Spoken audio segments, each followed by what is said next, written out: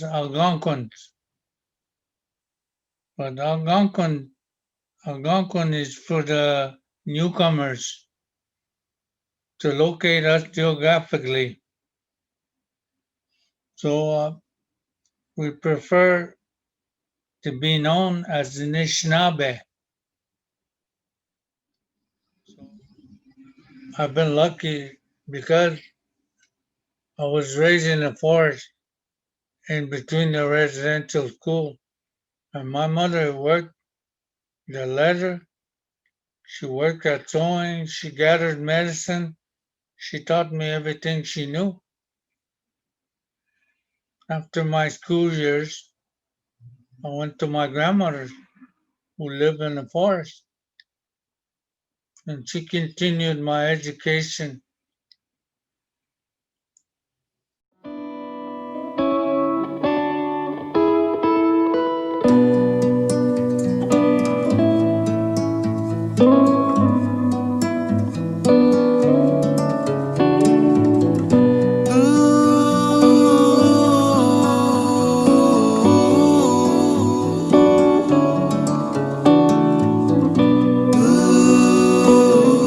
Yeah. And if you look from your perspective, from your background to the relationship you have with nature and animals, and you compare that to the more Western society, do you see any differences, or how do you relate to animals and nature? Everything is in our stories.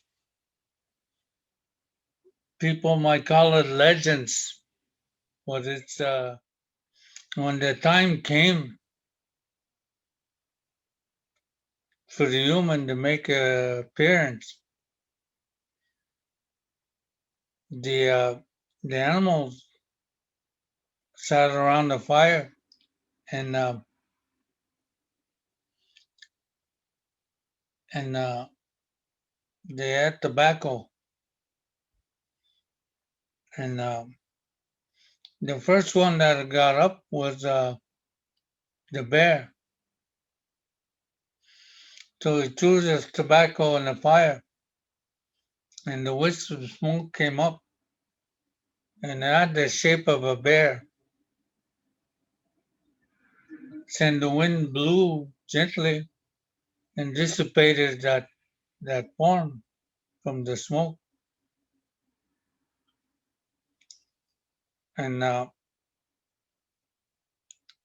after that, the second one that got up was the eagle. And the eagle says, what I'm going to give him is my vision so he can see globally. So he put his tobacco down and up, up went the smoke. And it had the form of the bear. But you can see the eyes, man, now because the eagle gave him the eyes. Then the moose got up. The third one, the moose got up and threw his tobacco down. And the smoke came up again in the shape of the bear with eyes, but it had long legs. The long legs he had given was perseverance to go through obstacles in his life. And the next one that got up was the beaver.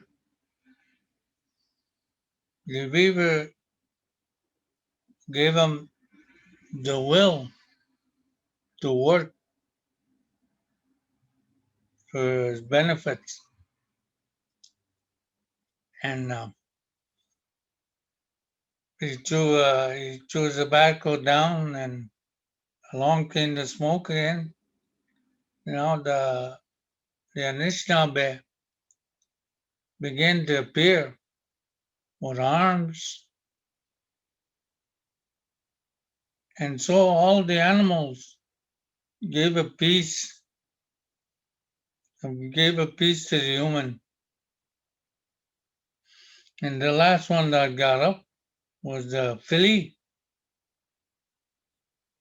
And the flea says, "I'll give him my brain so that he knows how small he is in the universe." So he puts the tobacco down. That's when the Anishinaabe came out of the fire, and he was full, like he was complete human with all the benefits that the animals gave him. So for us, we are thankful that the animals gave part of them to allow us to survive.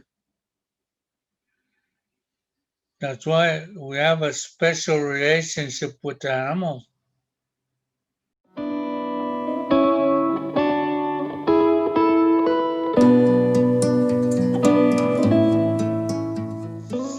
Society believes he's on top of the food chain.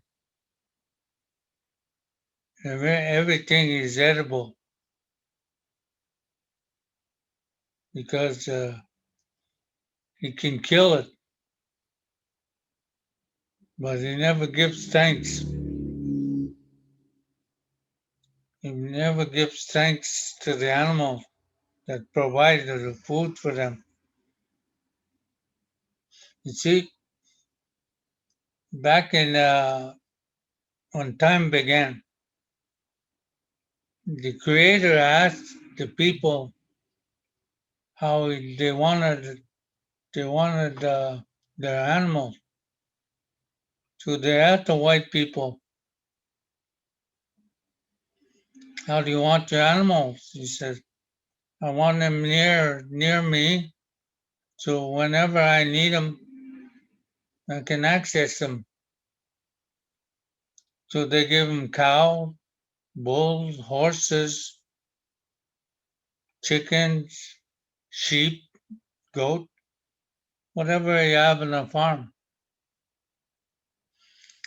But what he didn't know, he had to feed. He had to feed his animals. So he became sedentary because he had to feed his animals. He couldn't leave them. When they asked the native man how he wants his animals, the native man says, I want them just like me,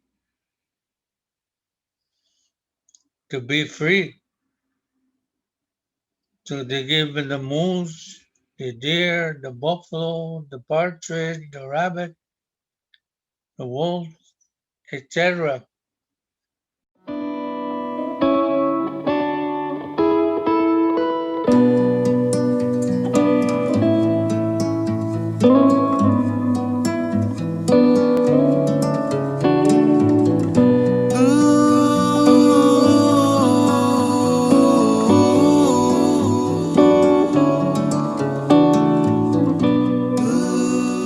Do you have any advice or teachings for your children or your grandchildren you hope they will take along and improve their relationship with nature or improve the world maybe?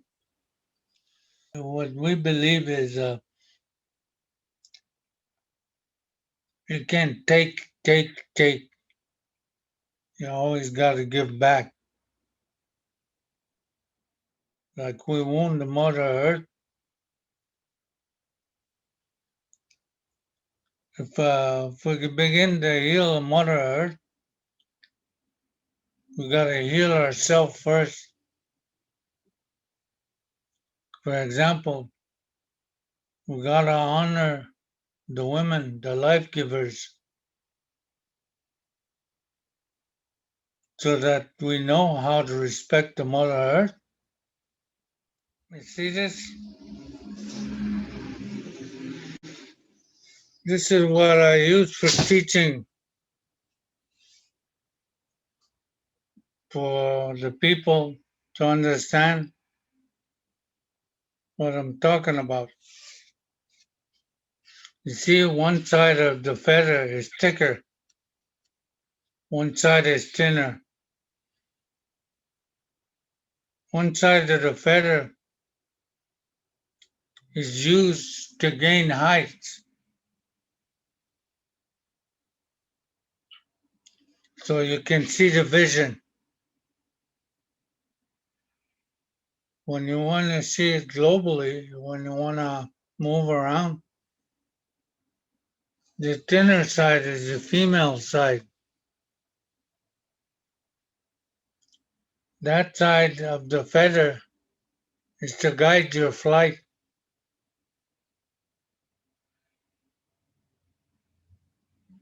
So in between here is a river of life,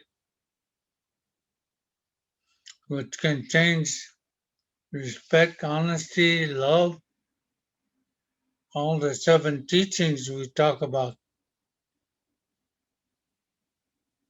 So if you want to use your feather the right way,